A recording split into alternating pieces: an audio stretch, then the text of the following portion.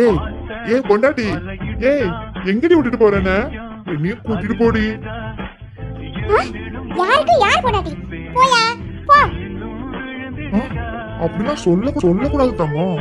புருஷனாக்கும் கணத்துல போடுங்க, சாமி கண்ணை குத்திரும் பாத்துக்கோங்க. யோ யோ, நீ என்ன ரொம்ப சீனி பாத்துட்டு இருக்க. அப்புறம் இந்த மல்லி யாரும் நீ பார்க்க வேண்டியிருக்க பாத்துக்க.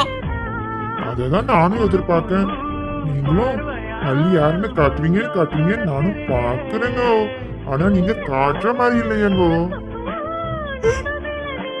மல்லி, நீ எடுத்துட்டு காலி பண்ணு. இந்த மனுஷன் பேசுறது ஃபுல்லா டபுள் மீனிங்லயே பேசுது. ஐயோ, என்ன இன்னைக்கு ஒரு மாதிரி தெரியுது.